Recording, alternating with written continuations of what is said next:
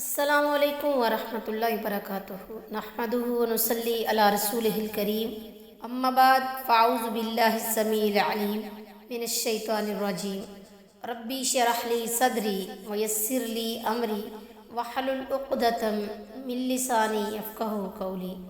آج کی اس ویڈیو میں ہم سورۃ البقرہ کی آیت نمبر 49 کا لفظی ترجمہ اور اس کی تفسیر میں حضرت موسیٰ علیہ السلام کی پیدائش اور فرعونیوں کا اسرائیل پر ظلم جو ہے اس حوالے سے گفتگو کریں گے۔ اعوذ باللہ من الشیطان الرجیم، بسم اللہ الرحمن الرحیم۔ وَإِذْ اور جب نجیناکم ہم نے تمہیں رہائی دی، من آل فرعون آل فرعون سے، یسومونکم وہ تمہیں دکھ دیتے تھے، سوء العذاب برا عذاب، یذبحون وہ ذبح کرتے تھے، ابناءکم تمہارے بیٹے، ویستحیون اور زندہ چھوڑ دیتے تھے، نساءکم تمہاری عورتیں، وفی ذالکم اور اس میں بلاء آزمائش، من ربکم تمہارے رب سے، عظیم بڑی۔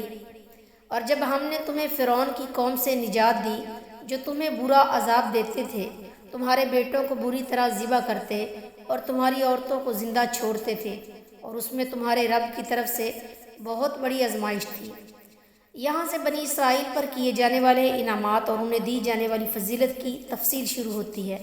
امام طبری رحمۃ اللہ علیہ نے ابن عباس رضی اللہ تعالیٰ عنہ سے نقل فرمایا ہے کہ فرعون اور اس کے درباریوں نے باہمی مشورہ کیا کہ بنی اسرائیل کا کہنا ہے کہ اللہ تعالیٰ نے ابراہیم علیہ السلام سے وعدہ کیا تھا کہ ان کی اولاد میں انبیاء اور بادشاہ پیدا فرمائے گا، سو ان کا بندوبست ہونا چاہیے۔ تو انہوں نے مشورہ سے متفقہ فیصلہ یہ کیا کہ ایسے آدمی مقرر کیے جائیں جن کے پاس چھریاں ہوں، اور بنی اسرائیل میں چکر لگاتے رہیں، جہاں کوئی نومولود لڑکا ملے اسے ذبح کر دے۔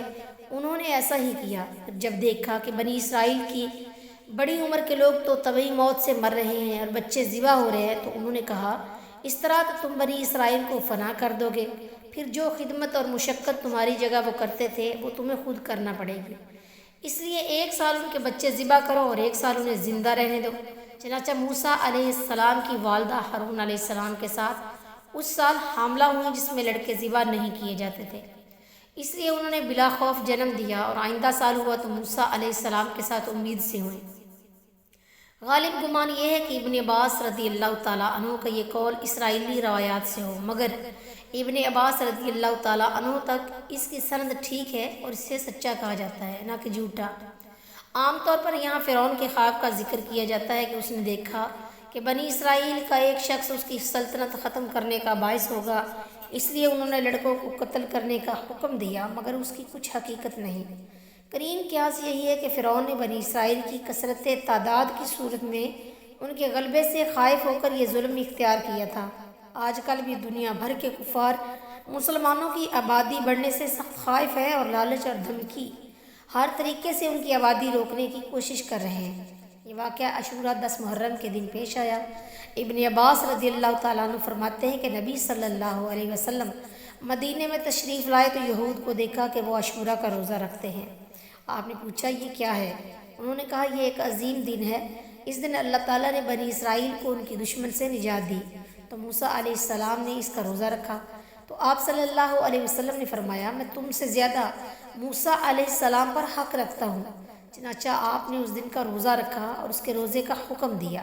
بخاری الصوم باب صوم یوم عاشوراء حدیث نمبر 2004۔ پھر رمضان کے روزے فرض ہونے پر عاشوراء کا روزہ نفل قرار دے دیا گیا۔ وفات سے پہلے آپ نے فرمایا آئندہ سال میں زندہ رہا تو 9 محرم کا روزہ رکھوں گا، مگر آپ اس سے پہلے وفات پا گئے۔ مسلم الصیام باب ای صوم یصام فی عاشوراء حدیث نمبر 1134۔ یذبحون باب تفعیل کی وجہ سے بری طرح ذبح کرتے تھے ترجمہ کیا گیا ہے، اور بداؤ امتحان اور آزمائش خواہ مصیبت کے ساتھ ہو یا انعام کے ساتھ۔ وفی ذالکم میں یہ اشارہ ذبح کی طرف بھی ہو سکتا ہے اور نجات کی طرف بھی۔ ذبح کیا جانا مصیبت تھی اور نجات جو تھا وہ انعام تھا۔